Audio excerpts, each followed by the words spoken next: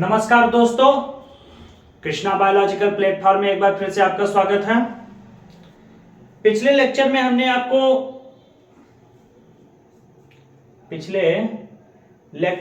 आपको बीज बताया था, फल बताया था, प्रसुप्ति बताया था और भी तमाम प्रकार की चीजों के विषय में बताया था। सत्य फल क्या है, सत्य फल और आभासी फल क्या है, इन सब चीजों के विषय में हमने आपको बताया था। आज के लेक्चर में हम आपके सामने बीज का महत्व, इंपॉर्टेंस ऑफ ए सीड के विषय में आपको बताएंगे कि बीज के क्या महत्व है, बीज के क्या महत्व है। तो अब बीज के महत्व के विषय में आप लोगों को जितना बताया जाए उतना क्या है, कम है। आप अपने दिमाग में क्या कर सकते हैं, तमाम प्रकार के विषय में सोच सकते हैं बीजों के विषय में। बीज, सबसे पहले तो बीज क्या है? बीज के चारों तरफ क्या होते हैं, कठोर आवरण होता है जो बीजों को प्रतिकूल वातावरणीय दशाओं में क्या करते हैं, सुरक्षा प्रदान करते हैं। और बीज में खाद्य पदार्थ का क्या होता है, संचय होता है। बीज में किस पदार्थ का, खाद्य पदार्थ का क्या होता है, संचय होता है। किस रूप में? भ्रूणपोष के रूप में। जब बीज अंकुरित होते हैं तो अंकुरण के पश्चात जो नवोद्भिद बनते हैं, जो क्या बनते हैं मेरे भाई, नवोद्भिद, अर्थात जो सीडलिंग पार्ट बनते हैं, उनको पोषण तब तक प्रदान करते हैं जब तक कि वह प्रकाश संश्लेषण की प्रक्रिया के द्वारा स्वयं भोजन न बनाना शुरू कर दे, स्वयं भोजन बनाना न शुरू कर दे। तो आइए देखते हैं कि बीजों के महत्व के विषय में। बीज आवृत बीजियों को, आवृत बीजियों का मतलब क्या है, आवृत बीजी पौधे को अनेक लाभ प्रस्तावित करते हैं, अनेक लाभ प्रस्तावित करते हैं। जैसे के रूप में देखें, प्रजनन प्रक्रिया, प्रजनन प्रक्रिया जैसे कि परागण एवं निषेचन जल आदि से स्वतंत्र है। जो बीज है, प्रजनन प्रक्रिया जैसे कि परागण एवं निषेचन जल आदि से क्या होते हैं, स्वतंत्र होते हैं। और इनकी रचना, किनकी रचना, बीज की रचना काफी निर्भरतापूर्ण होती है। बीज की रचना काफी निर्भरतापूर्ण होती है, अर्थात इनके अंकुरण के लिए पर्याप्त नमी, जल की उपलब्धता तथा ऑक्सीजन की मौजूदगी होनी चाहिए। नेक्स्ट लाभ की अगर बात करते हैं तो बीज नए पर्यावासों, नए पर्यावासों का मतलब होता है नए पर्यावरण, नए पर्यावरण। जैसे के तौर पर कभी कभार हम लोग क्या करते हैं, ट्रेनों में सफर करते हैं और ट्रेनों में सफर करने के दौरान हम लोग क्या करते हैं, आम चूस कर उसकी गुठली को ट्रेन के ही माध्यम से पता नहीं कौन से वातावरण में क्या कर देते हैं, फेंक देते हैं। वहां की मिट्टी किस तरीके की होती है, वहां की जलवायु किस तरीके से होती है, हम लोग फेंक देते हैं। लेकिन जो आम की गुठलियां होती हैं, उनके भ्रूण आम की गुठलियों में क्या रहते हैं, सुरक्षित रहते हैं। अर्थात आम की गुठलियों का जो क्या है, आवरण है, वो उनके भ्रूण को सुरक्षित करते हैं। और बरसात के दिनों में पर्याप्त नमी, ताप आदि की उपस्थिति में वह क्या होने लगते हैं, अंकुरित होने लगते हैं। तो यही चीजें हैं। बीज नए पर्यावासों का मतलब नया पर्यावरण में प्रसारण हेतु बेहतर अनुकूलित रणनीतियों से युक्त होते हैं। भाई जब बीज को हम लोग नए पर्यावरण में क्या कर देते हैं, फेंक देते हैं, या किसी न किसी तरीके से अगर क्या है, नए पर्यावरण में क्या करता है, बीज प्रवेश करता है, तो बीज की बनावट इस तरीके से होती है कि बीज प्रतिकूल वातावरणीय दशाओं से क्या रहे, सुरक्षित रहे। और जब अनुकूल समय आए तब वह क्या होने लगता है, अंकुरित होने लगता है। उसके बाद देखते हैं कि बीज में खाद्य पदार्थ का संचय होता है। सही बात है, बीज में खाद्य पदार्थ का संचय किस रूप में रहता है मेरे भाई, भ्रूणपोष के रूप में रहता है। किस रूप में, भ्रूणपोष के रूप में रहता है। तो बीज में खाद्य पदार्थ का संचय होता है जो अल्पवयस्क नवोद्भिद को, अर्थात जब बीज अंकुरित होते हैं तो उसके अंकुरित भाग को हम लोग नवोद्भिद कहते हैं। नवोद्भिद को तब तक पोषण प्रदान करते हैं। कौन पोषण प्रदान करेगा? बीज पोषण प्रदान करेगा।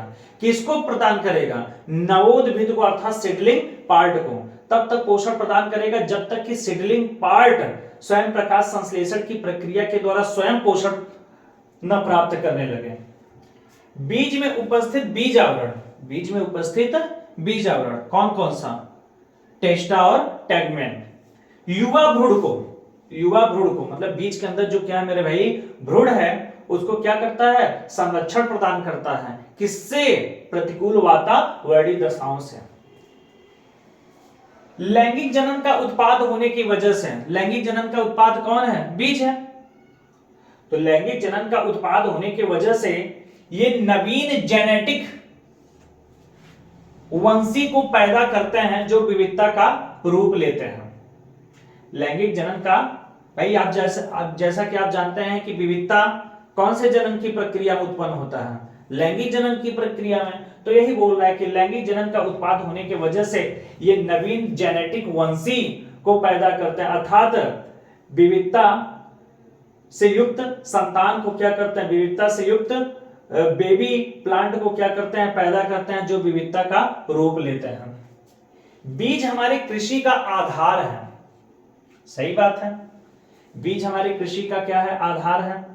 जब हम किसी फसल को उगाते हैं तो फसल के पकने के उपरांत उसको काटते हैं और काट कर अपने खाने के लिए बीज को क्या कर लेते हैं? अलग कर लेते हैं और फिर अगले मौसम में बीजों को बोने के लिए क्या कर लेते हैं? रख लेते हैं। तो इसीलिए बोला जा रहा है कि बीज हमारे कृषि का क्या है? आधार है। बीज के भंडारण हेतु मतलब बीज को जब स्टोर मतलब बीज के स्टोर हेतु, बीज के भंडारण हेतु परिपक्व बीज का निर्जलीकरण प्रसूति बहुत ही महत्वपूर्ण है। अर्थात बीज को ऐसे वातावरण में न रखा जाए जहां पर क्या है? आर्द्रता, नमी इत्यादि, बल्कि ऐसे वातावरण में रखा जाए जहां पर क्या है मेरे भाई? नमी, जहां पर नमी न के बराबर हो, जहां पर नमी न के बराबर हो। तो बीज के भंडारण है तो परिपक्व बीज का निर्जलीकरण एवं प्रसूति बहुत ही महत्वपूर्ण है। इसका मतलब यह नहीं कि बीज क्या है मेरे भाई? परिपक्व नहीं हुआ है अर्थात बीज में जल है तभी उसको संरक्षित किया जाए, नहीं। जब बीज में से क्या होता है? पूर्ण रूप से जल क्या हो जाता है? निकल जाता है, अर्थात बीज के अंदर का जो क्या होता है? भ्रूण होता है वह निष्क्रियता की दशा को क्या कर जाए? प्राप्त कर जाए, अर्थात प्रसूति की दशा को प्राप्त कर जाए। तो ऐसी स्थिति में ही बीज का क्या किया जाता है? भंडारण किया जाता है। तो बीज के भंडारण हेतु परिपक्व बीज का निर्जलीकरण एवं प्रसूति बहुत ही महत्वपूर्ण है, जिसे वर्ष भर खाद्यान्न के रूप में क्या कर सकते हैं? इस्तेमाल कर सकते हैं। और तो और अगले मौसम के लिए फसल के रूप में उसे उगाने के लिए भी क्या करते हैं? प्रयोग करते हैं। इसके बाद एक महत्वपूर्ण टॉपिक है जिसका नाम है बीज का जीवन क्षमता। बीज की जीवन क्षमता, लाइफ स्पैन ऑफ सीड। बीज के परिक्षेपण के बाद, इसका मतलब बीज के परिक्षेपण के बाद अर्थात फलों में से जब क्या हो जाते हैं? बीज निकल जाते हैं, तो उसके बाद वह कितने समय तक अंकुरित होने के योग्य होता है? मतलब बीज कितने समय तक अंकुरित होने के योग्य होता है, इसी का निर्धारण बीज की जीवन क्षमता कहलाती है। इस तथ्य का निर्धारण बीज की क्या कहलाती है? जीवन क्षमता कहलाती है।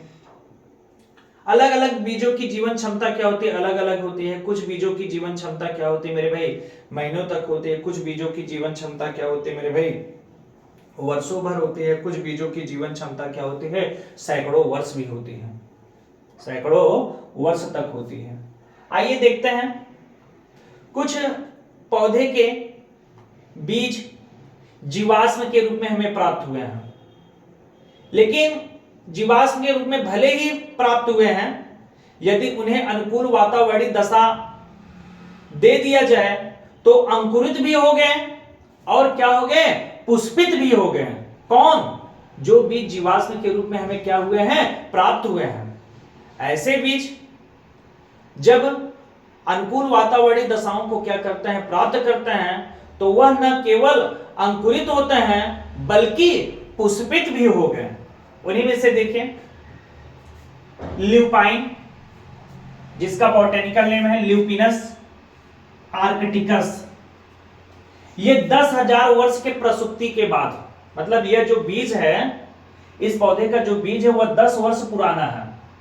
अर्थात यह, इसका प्रसुप्ति का समय कितना था, 10,000 वर्ष पुराना था। मतलब 10,000 वर्ष के बाद इसको जब क्या किया गया मेरे भाई, प्राप्त किया गया आर्कटिक टुंड्रा से, जब इसे क्या किया गया मेरे भाई, प्राप्त किया गया, और प्राप्त करके जब इसे अनुकूल वातावरणीय दशा दिया गया, तो यह न केवल अंकुरित हुआ बल्कि पुष्पित भी हुआ। तो यह ध्यान दीजिएगा कि ल्यूपिनस आर्कटिकस कहां से प्राप्त किया गया था, आर्कटिक के टुंड्रा क्षेत्र से, आर्कटिक के टुंड्रा क्षेत्र से, जो कि कितने हजार वर्ष पुराना है, 10,000 वर्ष पुराना है।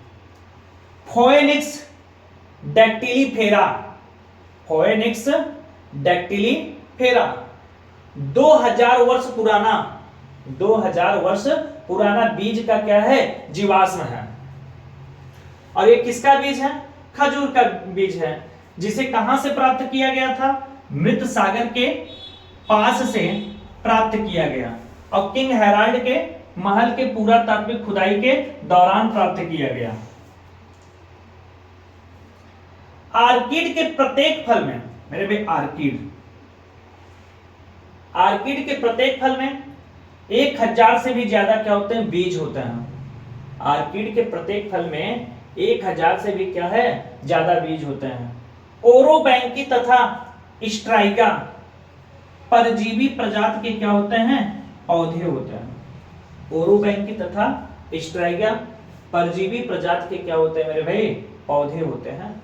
थोड़ा एक अपने मन में मनन कीजिए कि बीज से क्या होता है, बीज अंकुरित होते हैं, अंकुरित होकर बेबी प्लांट बनते हैं, वही बेबी प्लांट लार्ज प्लांट में क्या हो जाता है, चेंज हो जाता है, फिर उस बड़े प्लांट में फल लगते हैं, अब प्रत्येक फल में पता नहीं कितने कितने क्या होते हैं, बीज होते हैं, और फिर से वह बीज अगर अंकुरित होता है तो पता नहीं कितने और बीज का क्या करेंगे, निर्माण करेंगे। इस तरीके से बहुत से पौधे, इस तरीके से बहुत से पौधे बीजों के द्वारा अपने नस्ल को सुरक्षित बनाए रखते हैं, अपने नस्ल को सुरक्षित बनाए रखते हैं। इसके बाद एक महत्वपूर्ण टॉपिक है जिसका नाम है असंग जनन। असंग जनन, जिसे हम लोग इंग्लिश में बोलते हैं एपोमिक्सिस। क्या बोलेंगे मेरे भाई, एपोमिक्सिस। एपोमिक्सिस है क्या,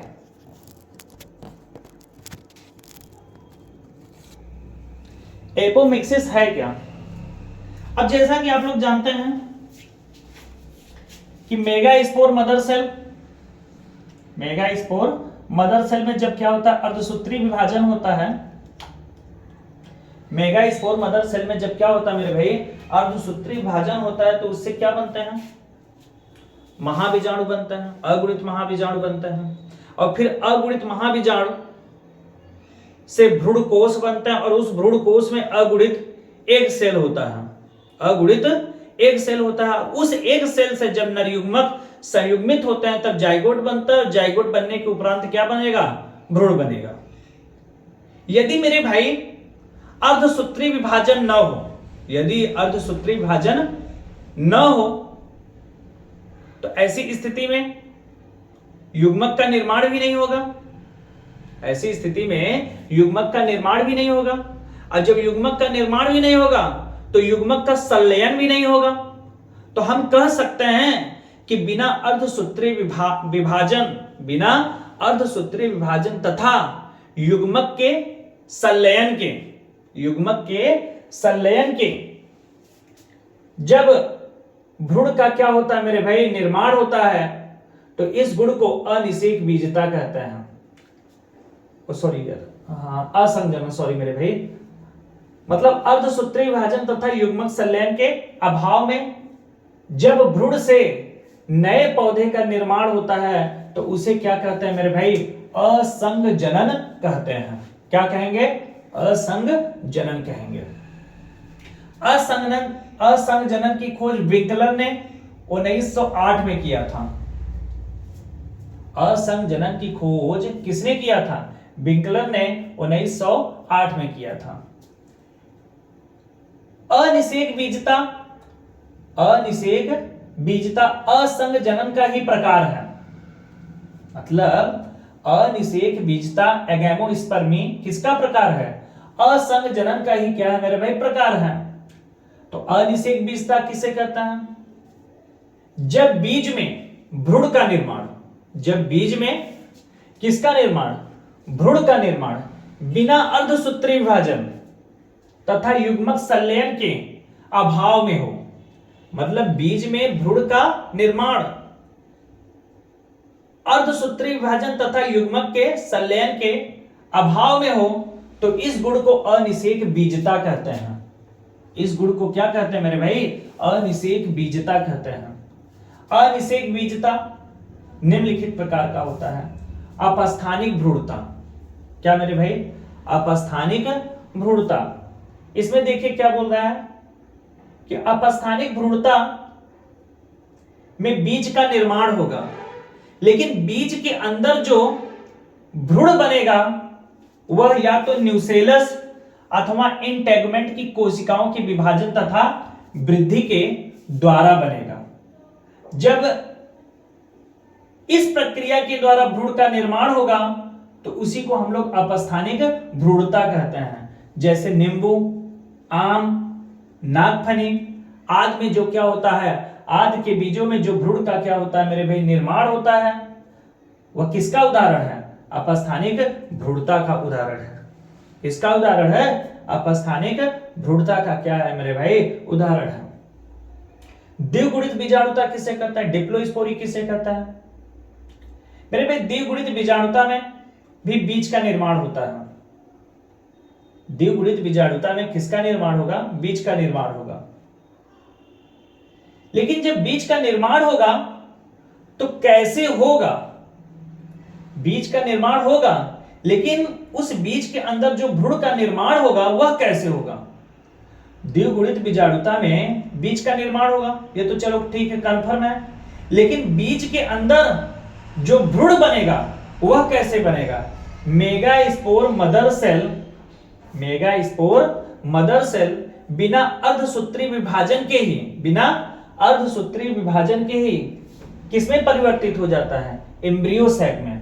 किसमें, एम्ब्रियो सैक में। और जबकि आप लोग जानते हैं कि एम्ब्रियो सैक का निर्माण किससे होता है, फंक्शनल मेगास्पोर से ना, लेकिन यहां पर एम्ब्रियो सैक का निर्माण किससे हुआ है, मेगास्पोर मदर सेल से। अर्थात मेगास्पोर मदर सेल क्या है, द्विगुणित है। जब मेरे भाई एम्ब्रियो सैक का निर्माण मेगास्पोर मदर सेल से होगा तो एम्ब्रियो सैक के अंदर की जितनी भी केंद्रक रहेंगे सब के सब क्या रहेंगे, जितनी भी कोशिकाएं रहेंगे सब के सब क्या रहेंगे, द्विगुणित रहेंगे। सब के सब क्या रहेंगे मेरे भाई, द्विगुणित रहेंगे। अर्थात ऐसे एम्ब्रियो सैक में जो एक सेल रहेगा वह कैसा रहेगा, द्विगुणित रहेगा।